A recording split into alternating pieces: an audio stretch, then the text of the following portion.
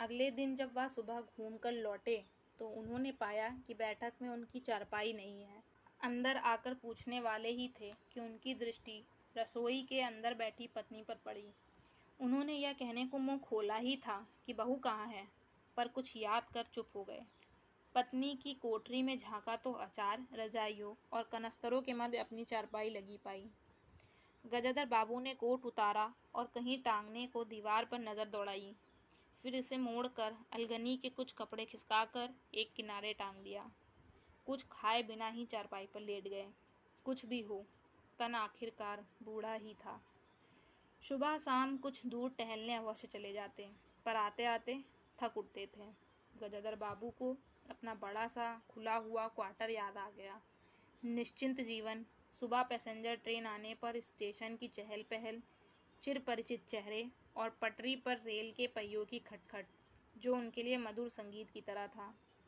तूफान और डाक गाड़ी के इंजनों की चिंगाड़ उनकी अकेली रातों की साथी थी।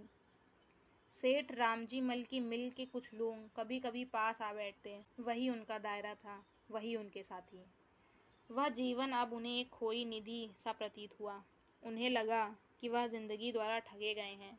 उन्होंने जो कुछ चाहा उसमें से उन्हें एक बूंद भी न मिली। लेटे हुए वह घर के अंदर से आते विविध स्वरों को सुनते रहे। बहू और सास की छोटी सी झड़प, बाल्टी पर खुले नल की आवाज़, रसोई के बर्तनों की खटपट और उसी में दो गौरैयों का वार्तालाप। और अचानक ही उन्होंने निश्चय कर लिया कि अब घर की किसी बात में दखल न देंगे। यदि गृह स्वामी के लिए पूरे घर में एक चारपाई की जगह यही है तो यहीं पड़े रहेंगे। अगर कहीं और डाल दी गई तो वहाँ चले जाएंगे। यदि बच्चों के जीवन में उनके लिए कहीं स्थान नहीं तो अपने ही घर में परदेसी की तरह पड़े रहेंगे। और उस दिन के बाद सचमुच गजाधर बाबू कुछ नहीं बोले। नरेंद्र मांगने आया तो बिना कारण पूछे उसे रुपए दे दिए। बसंती काफ़ी अंधेरा हो जाने के बाद भी पड़ोस में रही तो उन्होंने कुछ नहीं कहा, पर उन्हें सबसे बड़ा गम यह था कि उनकी पत्नी ने भी उनमें कुछ परिवर्तन नहीं देखा। वह मन ही मन कितना भार ढो रहे थे, इससे वह अनजान ही बनी रही। बल्कि उन्हें पति के घर के मामले में हस्तक्षेप न करने के कारण शांति ही थी। कभी कभी कह उठती, ठीक ही है, आप बच्चों के मामले में न पड़ा कीजिए, बच्चे बड़े हो गए हैं, हमारा जो कर्तव्य था कर रहे हैं, पढ़ा रहे हैं, शादी कर देंगे। गजाधर बाबू ने आहत दृष्टि से पत्नी को देखा। उन्होंने अनुभव किया कि वह पत्नी व बच्चों के लिए केवल धनोपार्जन के निमित्त मात्र हैं।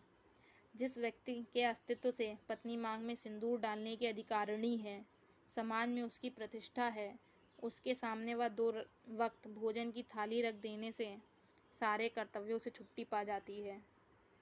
वह घी और चीनी के डिब्बों में इतनी रमी हुई है कि अब वही उनकी संपूर्ण दुनिया बन गई है। गजाधर बाबू उनके जीवन के केंद्र नहीं हो सकते। किसी बात में हस्तक्षेप न करने के लिए निश्चय के बाद भी उनका अस्तित्व उस वातावरण का एक भाग भी न बन सका। उनकी उपस्थिति उस घर में ऐसी असंगत लगने लगी थी जैसे सजी हुई बैठक में उनकी चारपाई थी। उनकी सारी खुशियाँ एक गहरी उदासीनता में डूब गई।